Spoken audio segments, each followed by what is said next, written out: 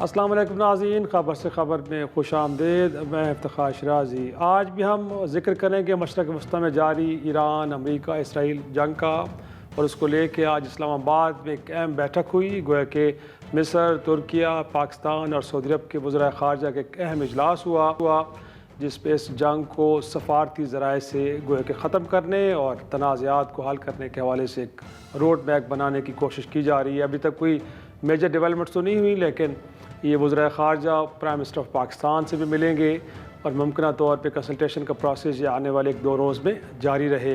लेकिन इस दौरान गोया कि मशरक़ वस्ती में आग के शोले भड़कते ही रहे हैं, दोनों तरफ से हमले होते रहे। और इस दौरान जो इंटरेस्टिंग कुछ डेवलपमेंट्स वो ये हैं कि ईरान की जानिब से पाकिस्तान के 10 बहरी जहाज़ों को आपनाए हुर्मत से इजाज़त गुज़रने की दी गई।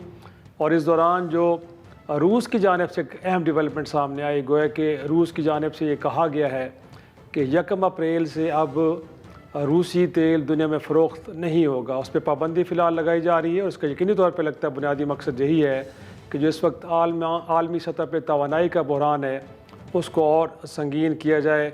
तो जो बार बार बात की जा रही थी कि इस जंग में ईरान अकेला नहीं है, बल्कि दरपर्दा रूस और चीन की हिमायत भी हासिल है इस मुल्क को, तो अब उसके खद-व-ख़ाल थोड़े से वाज़े होते हुए दिखाई दे रहे हैं। लेकिन प्राइमरीली हम अब आज बात करेंगे कि ये जो इस्लामाबाद में बैठक हुई है ये कितनी मुअस्सर है और क्या ये फ़रीक़ैन को डायलॉग टेबल पे लाने में मददगार साबित होगी कि नहीं होगी। मेरे साथ मौजूद हैं पाकिस्तान के साबिक़ सफ़ीर जौहर सलीम सर, बहुत शुक्रिया वक्त देने के लिए। उनके साथ मौजूद हैं डॉक्टर शाज़िया चीमा साहब, आप इंटरनेशनल रिलेशंस की एक्सपर्ट हैं। तो गुफ्तगू का आगाज़ जौहर साहब मैं आप ही से करूँगा और मेरा पहला सवाल यही है आपसे। इनफैक्ट ये जो आज की बैठक हुई है, आपको लगता है कि 4 ममालिक मिल के अमरीका, इसराइल और ईरान को बिलाखिर डायलॉग टेबल पे ले आएंगे और ये जो एक एफ़र्ट है ये फ्रूटफुल साबित होगी?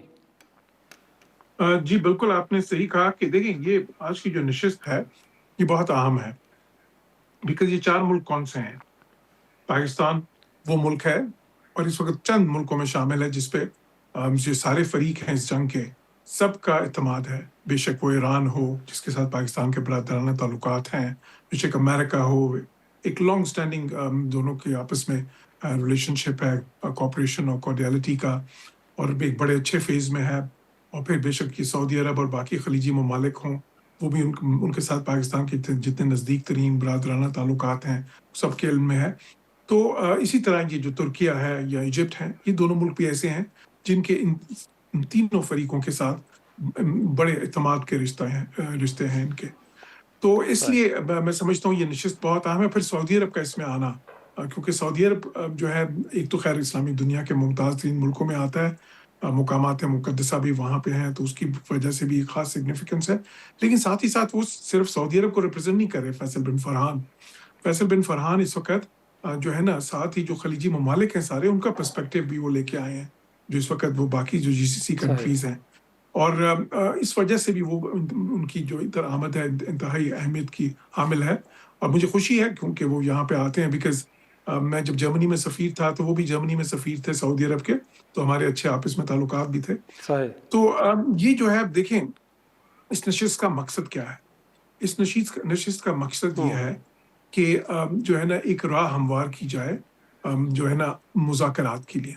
क्योंकि देखें जंग में जो भी हो, सही। इस वक़्त एक एसिमेट्रिक वॉरफेयर हो रही है जिसमें कि बिल्कुल 2 ऐसी साइड्स हैं जिनकी मिलिट्री स्ट्रेंथ बिल्कुल अनप्रोपोर्शनेट है एक-दूसरे के। लेकिन ईरान ने बड़ी इफेक्टिव रिटेलिएशन की सही। है, वो एसिमेट्रिक जो है ना वॉरफेयर के ज़रिए, वो जो मिसाइल्स है और ज़ाहिर है ड्रोन्स के ज़रिए। तो एक उन्होंने किसी किस्म की, आप समझ लें, सही। एसिमेट्रिक पैरिटी एटलीस्ट उन्होंने हासिल की है। अब उस पैरिटी को ठीक है। ज़रूरत है कि उसको अब बदलें वो ऑफ रैंप जाके, तो उसको मतलब जो है ना किसी ऐसे टेंजिबल गेन्स में बदलें कि मुज़ाकरात की मेज़ पे उनको एक अच्छी जो है ना बार्गेनिंग पोज़ीशन मिले। क्योंकि इससे आगे जो जंग होगी सही। ना, वो किसी के हक में नहीं होगी। ना ही वो अमेरिकन्स को, कि अमेरिकन्स को इससे हुँ। आगे अमेरिकन्स को, और मैं बड़े हफ्तों से कह रहा हूँ कि इसके बाद अमेरिकन्स जो है ना ये स्पेशल फोर्सेस लेके आएँगे, और अब तो बहुत ही कराइन जो है साफ बता रहे हैं, बल्कि वो पहुँच भी गई हैं उनमें से काफ़ी हुँ। सारी, कि वो जो ऑपरेशन करेंगे उसमें कैजुअल्टीज़ बहुत ज़्यादा होंगी। और अगर वो कैजुअल्टीज़ ज़्यादा होंगी तो फिर अमेरिका हुँ। पे और भी ज़्यादा वो इन्वेस्टेड होते जाएँगे इस जंग में और फिर उनको मज़ीद इसमें धंसना पड़ेगा इस जंग में, जो कि ईरान के हक में भी अच्छा नहीं है, उनके अपने हक पॉइंट में भी अच्छा नहीं है। इसी तरह देखें, ईरान ने भी बड़ी पॉइंट अच्छी टेकन। रिटेलिएशन की है अभी तक, जी लेकिन साथ ही साथ उन्होंने बहुत ज़्यादा डैमेज भी लिया है। तकरीबन 70-80 हज़ार स्ट्राइक्स हो चुकी हैं अमेरिका की और इज़राइल की मुश्तरका उन पे, और उनका कोई एयर डिफेंस उस तरह का नहीं है, सही ना ही कोई एंटी मिसाइल सिस्टम है। तो इसलिए लेकिन अगर सही इस चीज़ को ये ऑफ रैंप होना है, तो उसमें आपको फैसिलिटेटर्स चाहिए, आपको मीडिएटर्स चाहिए। और ये जो मुल्क हैं इस वक़्त जो इकट्ठे सही हुए हैं यहाँ पे, ये सबसे बेहतर पोज़ीशन में है, ख़ुसूसन पाकिस्तान। और पाकिस्तान तो ऑलरेडी ये रोल अदा कर रहा सही है फैसिलिटेटर का, एक इनडायरेक्ट नेगोशिएशन तो चल रही है सही पाकिस्तान को। तो इसलिए मैं समझता हूँ कि ये जो मीटिंग है सही आज ये की, नुकता। जी, जी जी जी सर। जी, ये जो मीटिंग है यकीनी तौर आज पे की, बड़ी इंपॉर्टेंट मीटिंग है। मैं यही नुकता सर डॉक्टर शाबिर साहब की तरफ लेके चलता हूँ। इनफैक्ट लग रहा है कि पाकिस्तान इस सारे अमल के अंदर एक लीडिंग रोल में है डॉक्टर साहबा। बट अगेन हमारे ईरान के साथ ताल्लुकात, फिर बॉर्डर्स हमारी लगती हैं, सऊदी अरब के साथ भी ताल्लुकात की नौइयत बिल्कुल ऐसी है कि उसमें भी एक दहाइयों के ताल्लुकात हैं। अमेरिका के ऊपर हमारी डिपेंडेंसी है, एक्सपोर्ट्स हमारी वहाँ पे जाती है, दुनिया की बड़ी आलमी ताकत है। तो ये बैलेंस कैसे क्रिएट कर पाएगा पाकिस्तान को? लगता नहीं कि बड़ी मुश्किल सफारती मुहिम है, इतनी आसान नहीं है कि फ़रीक़ैन को किसी कैसे नुक्ते पर राज़ी करना कि जो अमेरिका के लिए भी काबिल कबूल हो, ईरान के लिए भी हो, और ये इम्प्रेशन ना जाए कि किसी एक फरीक को फेवर किया जा रहा है। हाँ, बिल्कुल आपका बहुत पर्टिनेंट क्वेश्चन है और यही सबसे बड़ा एक एम्बिग्विटी है जो आपको मीडिया स्पेस पे दिखाई भी देती है कि क्या पाकिस्तान जो है उसका लीडिंग रोल है, तो क्या पाकिस्तान जो है वो इन नेगोशिएशंस को किसी हतमी नतीजे पे पहुंचा पाएगा या नहीं। तो मैं हिज़ एक्सीलेंसी की बात को ही आगे लेके जाना चाहूँगी कि ये मीडिएटर्स हैं, ये शटल डिप्लोमेसी का हिस्सा होंगे और ये रीजन के कंट्रीज़ हैं जो कि इस पूरे कॉन्फ्लिक्ट से डायरेक्ट जो हैं इफ़ेक्ट हो रहे हैं। इसके अंदर 2 और फ़रीक जो हैं रशिया और चाइना, वो बेशक आपको मेज़ों पे नहीं दिखाई देंगे लेकिन वो बराबर इसमें शामिल हैं। और ये अभी फ़िलहाल बैठकर इन प्रिलिमिनरी सेशंस में ये डिसाइड कर रहे होंगे या डिस्कस कर रहे होंगे कि बुनियादी तौर पे डिस्कशन होनी किस चीज़ पे है। उन 15 और 5 पॉइंट जो हैं, वो तो सरफेस लेवल पे दिखाई दे ही रहे हैं, लेकिन असल में मेरा ख़्याल ये है कि डिस्कशन का जो मेन इश्यू है, मेन उसका जो फोकल पॉइंट है, वो ये होगा कि ईरान के ऊपर ये जो साइकिल है वायलेंस का, इसको रोका कैसे जाए और फिर लॉन्ग टर्म जो है इस मसले को कैसे रोक दिया जाए। सीज़ फायर जो है वो तो मसले का हल नहीं है, वो तो यूनिलैटरली ट्रंप ने 2 दफ़ा कर भी दी है, लेकिन उस सीज़ फायर के बाद भी इसराइल भी अटैक कर रहा है और ईरान भी इसराइल पे अटैक कर रहा है। तो ये इसके फिर 2 सही सूरत-ए-हाल हो सकती हैं। एक तो ये कि यही चारों ममालिक जो हैं ईरान को शामिल करके कोई सिक्योरिटी अम्ब्रेला जो है वो क्रिएट करें, तो ये तो एक बहुत ही हिस्टोरिकल मोमेंट हो जाएगा। इससे ज़्यादा जो प्लॉजिबल मुझे लग रहा है वो ये कि जो लॉन्ग टर्म स्ट्रेटेजिक पार्टनरशिप है ईरान की रशिया के साथ, तो उसके अंदर सिर्फ़ सिक्योरिटी क्लॉज़ जो है एक ऐड कर ली जाए। जब तक ईरान एक सिक्योरिटी अम्ब्रेला के अंडर नहीं आएगा, ये हॉस्टिलिटीज़ नहीं रुकेंगी। क्योंकि इसके अंदर एक फरीक जो इसराइल है, उन्होंने रिसेंटली कहा है कि ट्रंप के कहने से आईडीएफ जो है वो पेंटागन के अंडर नहीं है, हमारी अपनी जंग है और हम खुद करेंगे। तो सही उनके जो एक्सपेंशनिस्ट मंसूबे हैं, उसमें तो वो अपना नुकसान करके खुद को तबाह-बर्बाद भी कर लेंगे, लेकिन उनको एक फंक्शनल ईरान जो है वो किसी सूरत सूट नहीं करता, तो वो किसी हद तक भी जाएँगे। और पाकिस्तान के लिए ये बहुत ज़्यादा सही ट्राइब से ज़्यादा बहरहाल है, ट्राइब भी है। एक हम्बलिंग एक्सपीरियंस है। सही हमें अपने ऊपर उतना ही बोझ इस वक़्त सही रिटोरिकली मीडिया स्फीयर पे लेना चाहिए, जितना कि कल को हम सह पाएँगे। आज हम जितना ज़्यादा इस चीज़ को एम्प्लीफाई सही करेंगे कि हम खुदा जाने क्या कर रहे हैं, तो ये तो पेजेज़ आफ्टर पेजेज़ जो हैं वो डिस्कशंस होनी है, कहाँ ये स्टार्ट होनी है ईरान का हॉस्टिलिटी का साइकिल और कहाँ स्ट्रेट ऑफ हॉर्मुज़ जो है उसका कंट्रोल और गल्फ कंट्रीज़ की सिक्योरिटी का पूरा आर्किटेक्ट वहाँ पे अब कौन-सा नया सिक्योरिटी जो है वो सही रैकेट जो है कौन-सा माफिया वहाँ पे सिक्योरिटी देगा से लेकर चाइना और उसको सिक्योर करना और उसके इंफ्रास्ट्रक्चर फिर उसका जो इक्तिसादी मंसूबे हैं को सिक्योर करना और फिर हमारी पोज़ीशन तो इसमें एक हम अकेले नहीं हैं और बी हमें अपने ऊपर उतना ही ओनस लेना चाहिए जितना कि जो है वो सही लॉजिकली पॉसिबल है। हमारी प्रॉक्सिमिटी है ईरान सही है। से, पॉइंट टेकन हमारे पॉइंट पास टेक कैपेसिटी। जी बिल्कुल ठीक है। मैं थोड़ा सा डिस्कशन को थोड़ा सा आगे लेके चलता हूँ। जो आप डॉक्टर साहब भी फरमा रही थी जौहर साहब, इनफैक्ट इस वक्त जो इसराइल या अमरीकी अज़ायम है वो तो ये है कि इस शक्ल में ईरान या स्टेबल ईरान तो उनकी ऑप्शन नहीं हो सकती। लेकिन सर मेरा सवाल ये है कि जो गोल्स अमेरिका और इसराइल जंग में मैदान जंग में हासिल नहीं कर पाया, गोया कि ईरान के अंदर रिजीम चेंज हो या न्यूक्लियर प्रोग्राम को रोल बैक करना हो, मिसाइल प्रोग्राम को महदूद करना हो, तो ये गोल सर डायलॉग टेबल पे कैसे अचीव किए जा सकते हैं? ईरान वो ऐसा कुछ करेगा, वो देगा कि जो जिसने मैदान जंग में नहीं दिया लेकिन डायलॉग टेबल पे दे देगा? देखिए जो इस वक्त जरूरत है वो तो ये है ना, देखें डाइवर्जेंसेस तो बहुत ज्यादा हैं, बहुत ही डाइवर्जेंट पोजीशंस हैं, डायमेट्रिकली डिफरेंट हैं, उधर के जो 15 पॉइंट्स हैं और इधर के जो 6 पॉइंट्स हैं, लेकिन वो मैक्सिमलिस्ट पोजीशंस होती हैं, उसमें विश लिस्ट भी होती है। फिर जब आप मुज़ाकरात की मेज पे बैठते हैं तो फिर असल काम क्या होता है कि किस तरह से आपने ब्रिज करना है उस गैप को, किस तरह से आपने कुछ कन्वर्जेंसेस बनानी है उन डाइवर्जेंसेस में से। और सारे मुज़ाकरात इसी तरह, ख़ुसूसन ये तो बहुत ही पेचीदा मामला है, दहाइयों से चल रहा है न्यूक्लियर जो इनका इशू है। अच्छा, लेकिन मेरा ज़ाविया नगार थोड़ा-सा मुख्तलिफ है।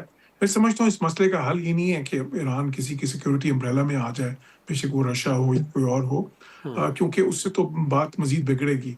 मसले का हल ये है कि देखें जो असल इशू है न्यूक्लियर का, उसको हल किया जाए। तो वो, और पाकिस्तान का इस पे बड़ा असूली मौक़िफ़ बहुत अरसे से है, वो ये है कि जी ये मसला जो है ना किसी किस्म के मिलिट्री एक्शन से या यूज़ ऑफ फोर्स से हल नहीं होना चाहिए, ये मुज़ाकरात की मेज़ पे होना चाहिए। और देखिए ये पहले हुआ भी है। आखिरकार जेसीपीओ साइन हुआ था 2015 में। उस वक़्त देखें सालों की नेगोशिएशन हुई थी। वो तो ट्रंप ने उसे विथड्रॉ कर दिया, और जो मेरा ख़्याल है कि बहुत एक स्ट्रैटेजी गलती थी, वो नहीं करना चाहिए था। उसको विथड्रॉ करने से उन्होंने उस वक़्त जो प्रेसिडेंट रूहानी बड़े रिफॉर्मिस्ट प्रेसिडेंट थे, उनको भी वीकन कर दिया। उन्होंने रिफॉर्मिस्ट को ईरान में वीकन कर दिया उसकी वजह सही। से। तो ख़ैर वो तो एक अलग डिबेट है, बट द थिंग इज़ कि इस वक़्त भी उसके अभी देखें जब मुज़ाकरात लास्ट ईयर हो रहे थे, उसमें भी दोनों साइड्स करीब बढ़ रही थी।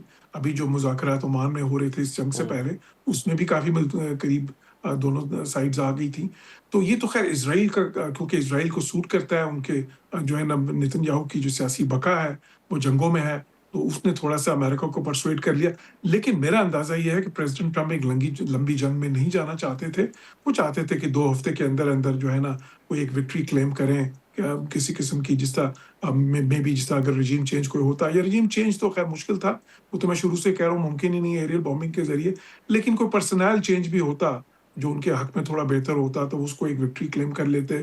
साथ ही साथ वो उनकी कैपेसिटी डिप्लीट करना चाह रहे थे, मिसाइल कैपेसिटी, न्यूक्लियर कैपेसिटी और capacity to project power beyond their borders.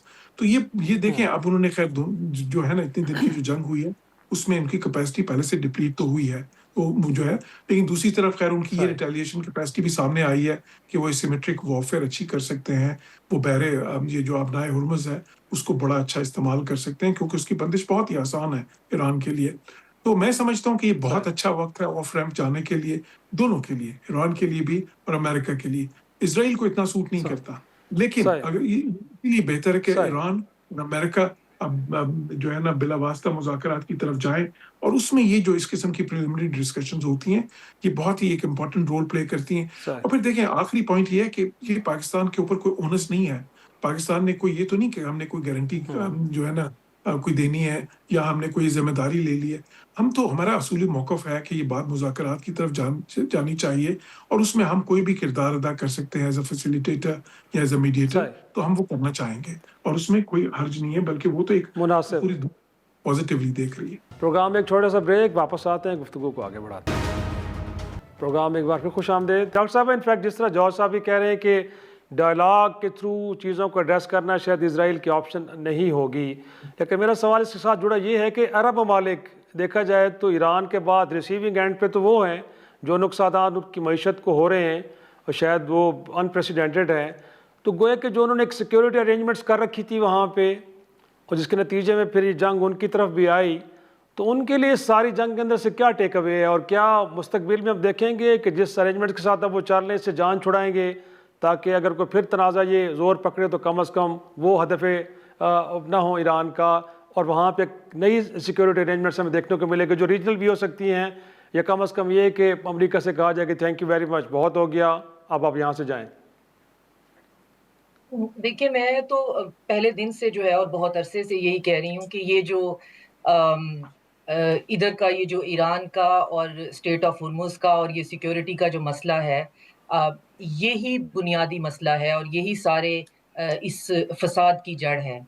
क्योंकि वहाँ पे बेसिस बनाने की वजह क्या थी? वजह ये थी कि इस खित्ते के अंदर एक मॉन्स्टर है, वो और आपकी इकोनॉमी जो है वो सारी की सारी डिपेंडेंट है उस एक रास्ते पे, तो आप हमें यहाँ बेसिस देंगे, हम इज़राइल जो है वो भी सिक्योर रहेगा, आप भी सिक्योर रहेंगे और हम आपको उस वबा, उस बला से बचाएँगे। और उन 7-6 दहाइयों में पहली दफ़ा एक ऐसा मौका आया कि उससे जो है वो बचाने का मौका आया, तो वो नहीं बच पाए, उनको नहीं बचाया जा सका।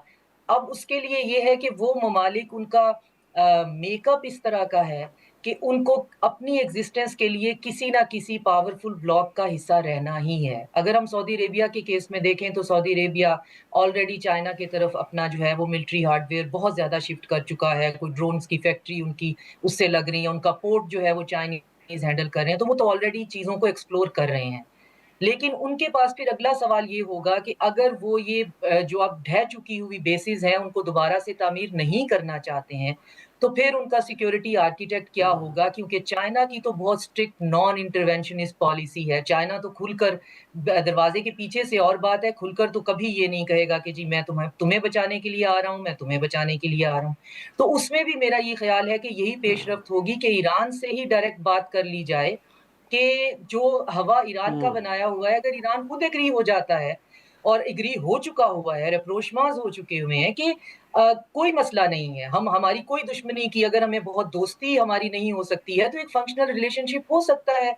तो ये चीज़ें जो हैं वो बहुत सही। इम्पोर्टेंट हैं। इन डिस्कशंस में ये चीज़ें जो हैं वो डिस्कस होंगी कि अब गल्फ जो है उसका सिक्योरिटी उसको इज़राइल से कैसे बचाना है और फिर ईरान जो है उसके साथ उसका दोबारा से इस तरह के तल्लुकात कैसे बनवाने हैं और उसमें फिर एक लिंचपिन है यूएई की जिसने बाकायदा जो है वो ईरान पे जंग का ऐलान कर दिया है, वो ऑलरेडी इब्राहिम अकॉर्ड भी कर चुके हैं। तो अब उनको उनका क्या पर्सपेक्टिव होगा? वो अबू मूसा पे अटैक करवा के उसको एक जो उनका डिस्प्यूटेड एक आइलैंड है उसको वापस लेने की बात कर रहे हैं।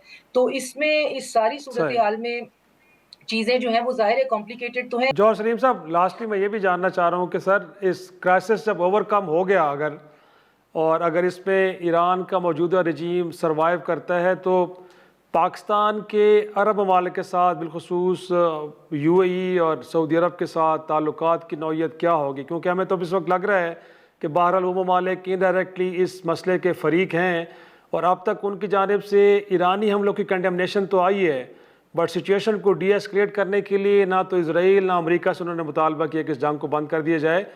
तो अगर ईरान का ये रजीम सर्वाइव करता है तो हमारे अरब ममालिक के साथ ताल्लुकात में कोई उतार चढ़ाव देखने को नज़र आता है आपको सर फ्यूचर में?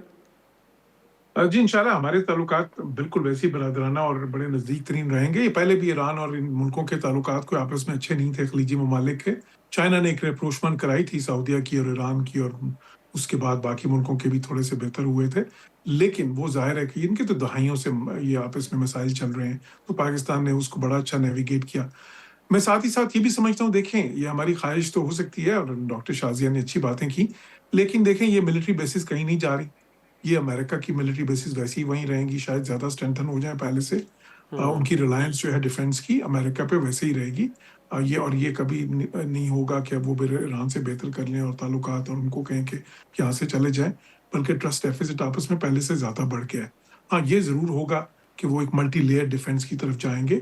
अमेरिका से वैसे ही रहेगी उनकी डिफेंस, लेकिन मजीद मुल्कों को भी शामिल करेंगे। जिस तरह भी यूक्रेन से उन्होंने कोई एग्रीमेंट्स किए हैं, सऊदीया ने पाकिस्तान से किया है, हो सकता है आने जी। वाले दिनों में और मजीद मुल्कों से भी वो करें, उसको मल्टी लेयर्ड करेंगे। जौहर सलीम साहब, शाजिया चीमा साहब भी हमारे साथ मौजूद थी। नाजरीन, एक छोटा सा ब्रेक, और ब्रेक के बाद इस जंग के पाकिस्तान की मईशत पे जो असरात पड़ रहे हैं कितने ख़तरनाक हैं, और उसको मैनेज करने के लिए हुकूमत वक्त की जो कोशिशें हैं वो कितनी दुरुस्त सिमत में हैं। एक ब्रेक से वापस आएंगे, एक माशी माहिर से इस हवाले से गुफ्तगू करते हैं। तो खुश आमदेद नाज़रीन, मशरक़ वस्ता की जंग से पाकिस्तान की मईशत भी बुरी तरह मुतासर हो रही है, और इस हवाले से हुकूमत वक्त ने कुछ इक़दाम तो किए हैं, लेकिन वो कितने मुअस्सर हैं, कितने कारगर हैं। हमारे साथ इस वक्त मौजूद हैं साबिक़ चेयरमैन FBR और माशी अमूर के माहिर शहबाज ज़ैदी साहब। सर बहुत शुक्रिया वक्त देने के लिए। पहला सवाल सर मेरा यही है, इस वक्त जो हुकूमत वक्त के एंड पे मैनेजमेंट की जा रही है इन क्राइसिस को लेकर जो आए हैं मशरक़ वस्ता की जंग से, आपको लगता है कि वो दुरुस्त सिमत पे हैं, जिसमें कहा जाए कि कुछ राशनिंग की जा रही है पेट्रोल की, कोई लॉकडाउन की बातें भी हो रही हैं, वर्क फ्राम होम भी कर दिया गया है, तो आपके ख्याल में इसके ज़रिए और हम चीज़ों को मैनेज कर लेंगे? और मोर इम्पॉर्टेंटली जो अब तक हमने कहा जा रहा है हुकूमत वक्त की जानिब से कि जो ऑयल प्राइसेस के अंदर डिफरेंस है उसको हम हुकूमत बेयर कर रही है, बट PSDP से कोई 100 अरब निकाले गए और शायद आगे भी चल के कुछ तरह के अरेंजमेंट्स की तरफ जाया जा रहा है। बिस्मिल्लाहिर्रहमानिर्रहीम। देखिए, इस सब्जेक्ट को सही तरह समझने की जरूरत है। जहां तक पेट्रोलियम जी प्राइसेस का सवाल है, इंटरनेशनल प्राइसेस क्योंकि बढ़ रही हैं और वो बोझ गवर्नमेंट के फिस्कल अकाउंट में जगह नहीं है, जिसकी वजह से वो बोझ ट्रांसफर हो रहा है लोगों में, और उसकी वजह से मईशत में परेशानी आ रही है, और वो परेशानी जेन्युइन परेशानी है, और उस परेशानी से किसी को इनकार नहीं है कि दुनिया में हो रहा है, और इसको हमें देखना पड़ेगा, और ये हमारे लिए बड़ा इम्पोर्टेंट सवाल है। और इस मैं अभी अगले पार्ट में बताऊंगा कि हमें गवर्नमेंट को करना क्या चाहिए। और दूसरी बात ये है कि जी हमें ये भी देखना पड़ेगा कि अगर अगर ये मिडिल ईस्ट की जंग जारी रहती है, तो उसमें उसके होते हुए हमारी एक्सपोर्ट और हमारी रेमिटेंसेस, जो कि जी हमारे फॉरेन एक्सचेंज का बुनियादी जरिया है, वो किस तरह अफेक्ट होंगी और किस लेवल पर अफेक्ट होंगी। ये चीज पाकिस्तान के जी लिए परेशानी का लायक परेशानी इसका इससे पाकिस्तानी को परेशानी लायक होती है, और बिल्कुल जेन्युइन है, इसमें कोई शक नहीं है, और ये सही मिडिल ईस्ट की जंग का नतीजा है। मगर मैं एक बात जो बार सही बार कहता हूं और जो पाकिस्तानी लोग को समझ नहीं आ रही है, कि इस जंग ने पाकिस्तान के लिए बहुत बड़ी अपॉर्चुनिटी क्रिएट कर दी है। और मैं वो अपॉर्चुनिटी हम्म आपको बताता हूं, और उसका थोड़ा सा अक्स मुझे नजर आया है आज ही गवर्नमेंट ने जो किया है।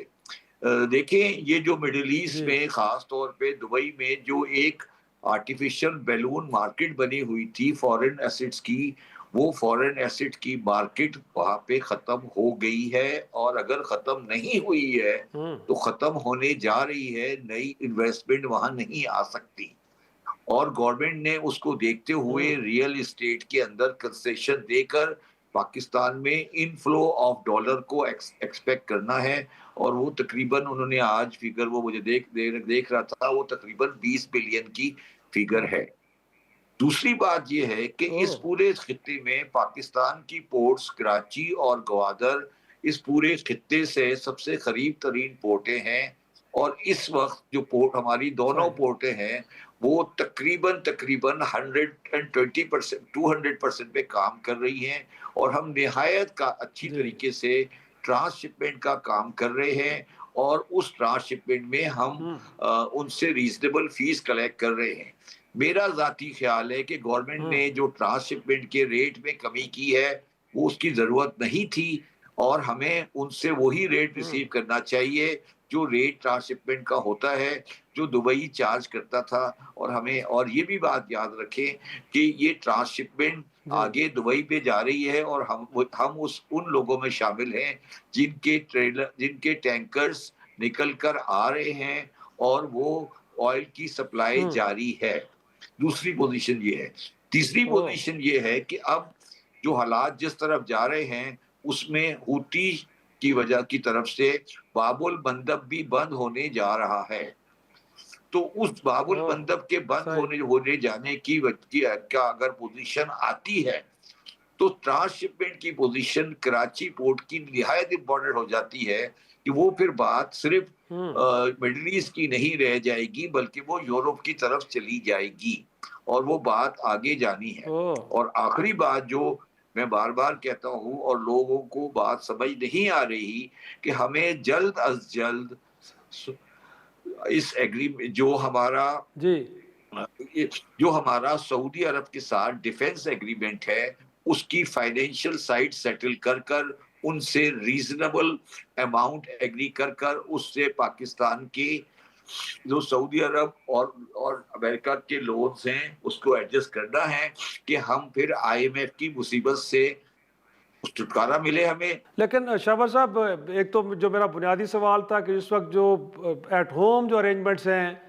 वो आपको कितनी इफेक्टिव लग रही हैं, और दूसरा जो आपने अब क्योंकि बात की है कि इस जंग के जरिए एक अपॉर्चुनिटी भी पाकिस्तान के दरवाजे पे दस्तक दे रही है, बट ये वक्ती है, क्योंकि कोविड के दिनों में भी हमने देखा था कि जब हिंदुस्तान जैसे मुल्क पे लॉकडाउन हुआ तो यूरोप के बहुत सारे ऑर्डर्स हमें मिले, लेकिन जब सिचुएशन नॉर्मल होगी तो दोबारा शीशे पुरानी जगह पे शिफ्ट हो गई। नहीं नहीं, बट आपको लगता है कि इस वक्त जो एक साल आपको बातें, नहीं मुझे आप ये बता दें ना, मुझे आप ये बता दें कि क्या पाकिस्तानियों ने अच्छी बात सुनना बंद कर दिया है? अगर कोई बंदा अच्छी बात नहीं, करता कतर है नहीं तो सर, हमारी कतर नहीं। नेशनल टेंडेंसी हो गई है, और खास तौर पे उन लोगों की जो इस्लामाबाद और लाहौर में बैठे हैं कि वो कोई अच्छी बात सुनने को तैयार ही नहीं होते। वो लगता है जैसे कोई उन्होंने कोई नेगेटिविटी की कोई दवा पी ली है।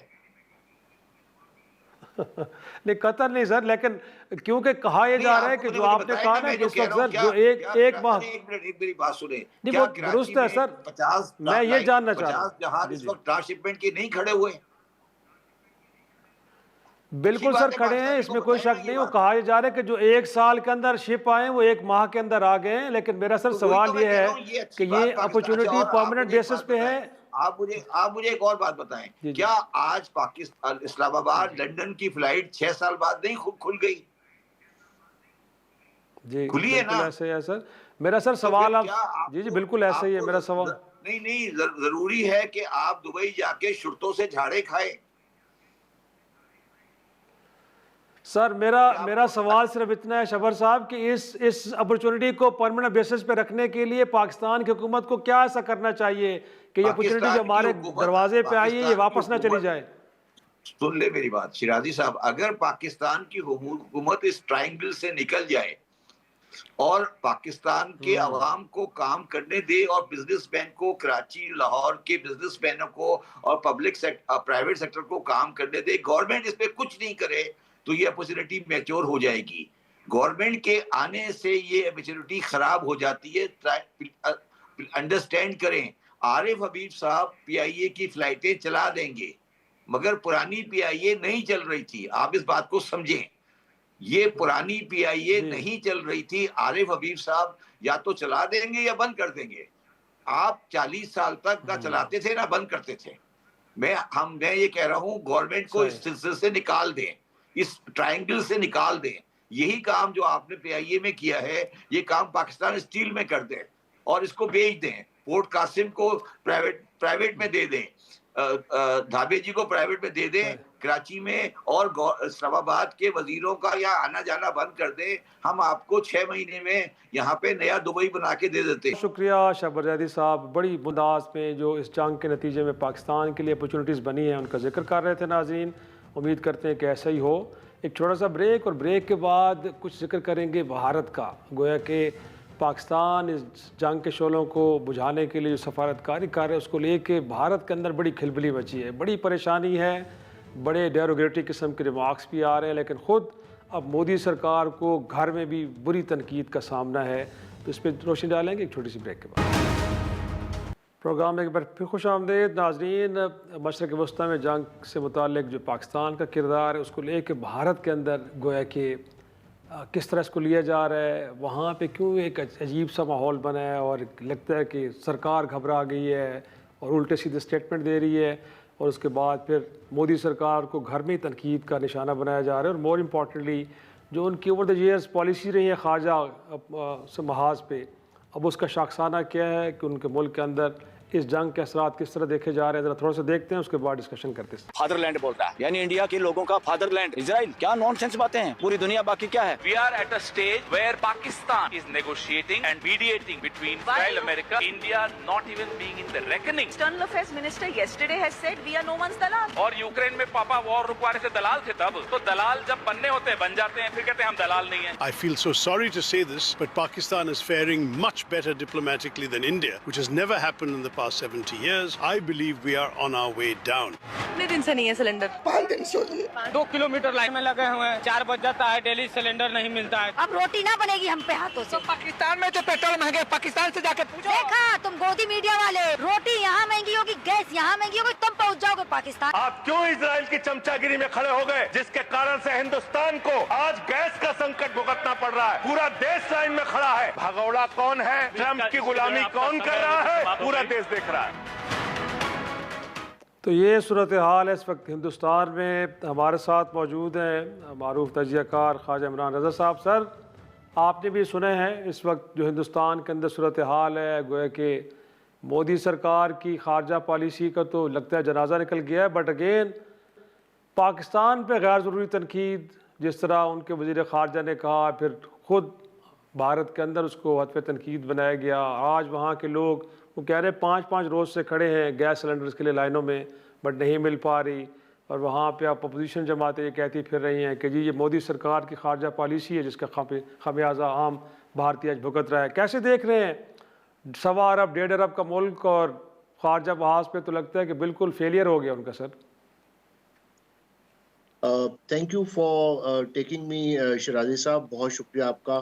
देखें जी, मोदी ने वंस अगेन प्रूव किया कि वो एक फाशिस्ट है और मोदी की रजीम जो है वो फाशिज्म पे बिलीव करती है। वो किस तरह हुआ कि आप ये देखें कि ईरान जंग से फौरन पहले ये साहब गए इजराइल, और वहां पे जाके इन्होंने जो नेतन्याहू, उसको मैं नेतन्याहू कहता हूँ, उसके साथ इन्होंने जब मीटिंग की तो एयरपोर्ट पे इन्होंने बीजेपी का वो जो रंग है जर्द रंग, उसको उनकी बेगम साहबा ने नेतन्याहू की वो जर्द रंग का कोट पहना हुआ था और इन्होंने वो अपना पॉकेट स्क्वायर लगाया हुआ था, जो एक फाशिस्ट मेंटेलिटी को, एक्सट्रीमिस्ट मेंटेलिटी को रिफ्लेक्ट करता है। और ये जो मोदी नेतन्याहू ब्रोमांस था, उसने एक अच्छी पिक्चर क्रिएट नहीं की पूरी दुनिया में। उसके बाद ईरान की ये पे अटैक कर दिया, यूनिलैटरल अटैक कर दिया इजराइल ने और अमेरिका ने, और फिर मोदी साहब एकदम खामोश हो गए। अब मैं आपको बड़े सिंपल वर्ड्स में दोनों का जो स्टेटस है ना, मोदी साहब की बीजेपी की रजीम में और इंडियन थिंक टैंक की रजीम जहन में, वो बता देता हूँ। देखिए, इजराइल जो है, इंडिया इस वक्त चल रहा है कॉशियस पॉलिसी पे, और वो कहता है मैंने कॉन्फ्रंटेशन नहीं करनी। वो जुबानी बात तो ये कर रहा है, लेकिन हकीकत ये है कि इजराइल जो है वो उनका सिक्योरिटी पार्टनर है, वो उनका long term strategic defence partner है, और उनका उनके साथ लंबे एग्रीमेंट्स हुए हैं जिसमें डिफेंस डील्स मौजूद है। और उसके बेसिस पे वो इजराइल को अपना वो कहता है कि जी ये हमारा और इजराइल का कॉमन एनिमी है, और कॉमन एनिमी का मतलब पाकिस्तान को लेता है। और जहां तक ईरान की बात जब आती है, तो ईरान को वो कहता है ठीक है वो हमारा दोस्त मुल्क हो सकता है, लेकिन अगर हमने अमेरिका, इजराइल और ईरान में चूज करना होगा तो हम इजराइल को चूज करेंगे। ईरान के साथ चाह बहार है, ठीक है, ईरान के साथ उनके थोड़े से इकोनॉमिक टर्म्स हैं, लेकिन वो ये कहते हैं कि जब मुश्किल वक्त आता है तो ईरान जो होता है हमारे एनिमी मुल्कों के साथ खड़ा होता है। लिहाजा ईरान के साथ एक मुनासिब से ताल्लुकात जरूर है, लेकिन लॉन्ग टर्म पार्टनरशिप हमारी इजराइल के साथ है। लिहाजा मोदी साहब लेकिन क्या कहेंगे जी जी, लेकिन क्या जी जी जी मुकम्मल कीजिए। उसके बाद जो वहाँ पे जो प्रॉब्लम आ रही है, देखिए इन्होंने बड़ी शॉर्ट साइटेड पॉलिसी बनाई है जो इनकी फॉरेन पॉलिसी थी। और एक तो ये डिप्लोमेटिक हमें जो स्टेचर हमारा इम्प्रूव हुआ है अल्लाह ताला की तरफ से, और पाकिस्तान ने वो एक देखें एक कोई ये लॉटरी नहीं निकली। पाकिस्तान एक आइडियल कैंडिडेट था ईरान और अमेरिका के दरमियान एक ब्रिज का किरदार अदा करने के लिए। मैं अभी मीडिएटर का वर्ड नहीं लाऊंगा, वो जरा बड़ा हैवी वर्ड होता है, लेकिन डेफिनेटली पाकिस्तान सेंटर स्टेज पे आया जियो पॉलिटिक्स, वर्ल्ड की ग्लोबल जियो पॉलिटिक्स पे। इससे इंडिया को, बीजेपी को और मोदी साहब को जलन शुरू हो जाती है। उस जलन की वजह ये थी कि पाकिस्तान एक स्टेचर बढ़ रहा है और वो पूरी दुनिया में उसका नाम बढ़ रहा है, और इंडिया एक साइलेंट इतनी बड़ी मेजॉरिटी है, बिल्कुल खामोशी से वो नजर कहीं नहीं आ रहा। अब प्रॉब्लम ये है उनका कि वहां पे 20% उनकी गैस जो पेट्रोल है सर, वो इराक से, कुवैत से और सऊदी अरब से आता है। कतर से उनकी गैस आती है, उनके वहां पे एक्सपर्ट्स हैं, डायस्पोरा है। तो एक तरफ वो चाहते हैं कि किस तरह जंग बंद भी हो जाए, लेकिन आपको मैं एक जुमला बता दूं, वो चाहते हैं not before the objectives of this war are achieved. और वो क्या कहे, उसका मतलब है कि वहां पे बकायदा ईरान में रजीम चेंज जब तक नहीं होती ये जंग चलती रहे, लेकिन जल्दी से किस तरह रजीम चेंज हो जाए, और ताकि जो इजराइल का बेसिक कॉन्सेप्ट है, तो ये इजराइल मोदी ब्रोमांस जो है, इसने मोदी के लिए जिल्लत लेके आया। सही, क्योंकि वक्त ख़त्म हो रहा है, वरना कायद साहब आपके साथ गुफ्तगू के सिलसिले को आगे बढ़ाते हैं, हमारे पास दामन वक्त में गुजर नहीं है। बहुत शुक्रिया आपका। नाज़रीन, आज के प्रोग्राम का यहीं पे इख्तिताम करते हैं, इजाज़त दीजिए। खुदा हाफ़िज़।